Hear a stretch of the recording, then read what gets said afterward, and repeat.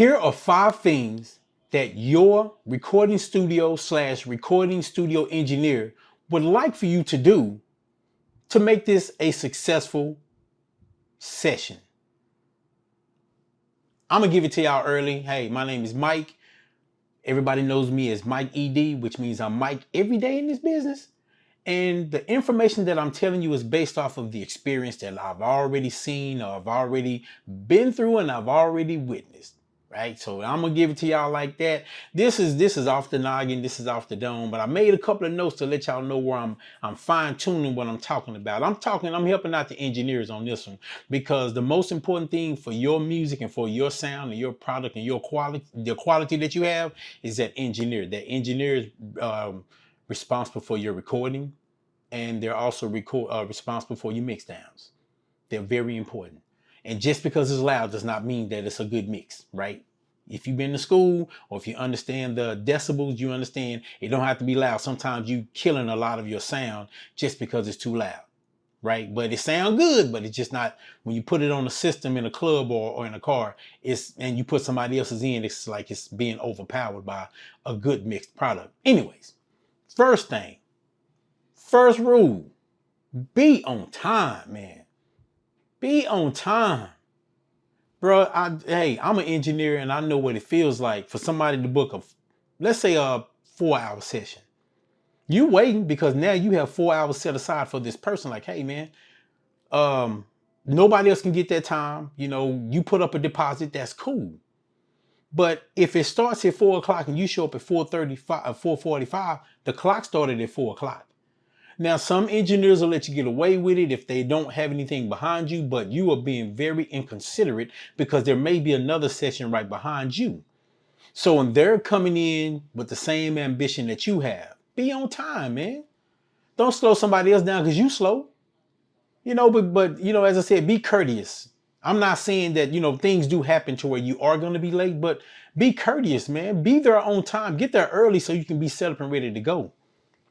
And when you come in, be prepared to work. You don't want to come in, sit down, hey man, let me eat this right quick. Let me roll up right quick so I can go outside and smoke. Man, do all that before you get in the studio. You know what I mean? Now, if you can eat and work, I don't recommend that because it's bad for your esophagus if you're recording and you're trying to eat.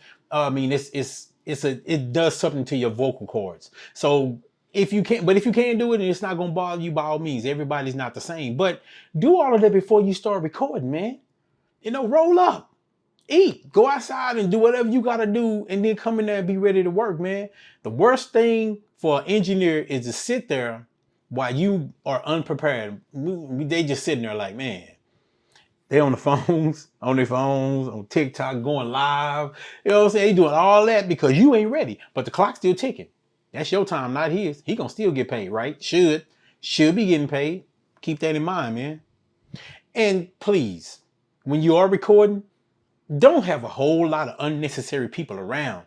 That's very annoying. And I'm not talking about your people that come around, the people that's part of your association. I'm talking about them tag-alongs that's coming in loud and distracting and bringing drama and all of this unnecessary stuff that has nothing to do with what you're doing in the studio. You don't need that around you, man. You can take that, get it from where it came from, bring it in there and produce something that can be similar to that to give those people a vicarious experience. But to have that in there at the same time, that's nerve-wracking for some engineers, including me. I don't like it. I like to be able to be focused in on your sound because your sound is very important. I like to focus in on what you're doing because I'm more than just a engineer. When I'm recording, I'm listening to make sure that if you make a mistake that you got to redo that, because I'm not your producer, but I understand where you're trying to go most of the times. And if I'm listening to it and I feel like you have to go another way or retry it again, I'll work with you and help you retry it.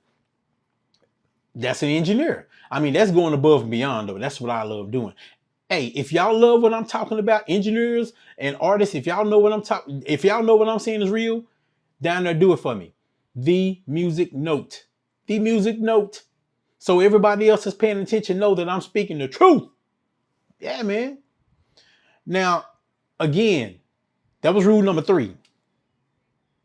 Rule number 2 was come in prepared to work. Number 4, unless you have a large budget, do not come to the studio trying to write your songs.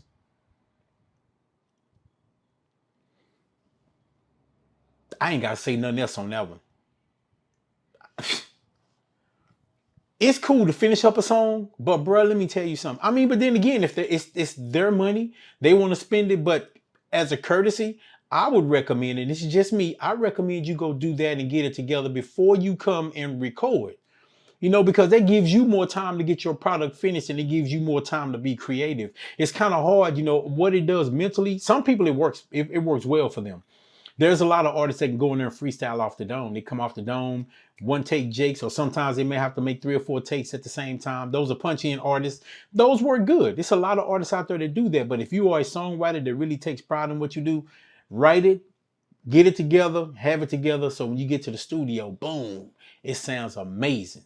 Or you can work on creating it and making it sound the best that it could be coming from you because it's your song. And if you're trying to sell it, you definitely want to have the best approach and you definitely want it to sound well enough for people to be like, okay, I got the idea off of that song. So, keep that in mind.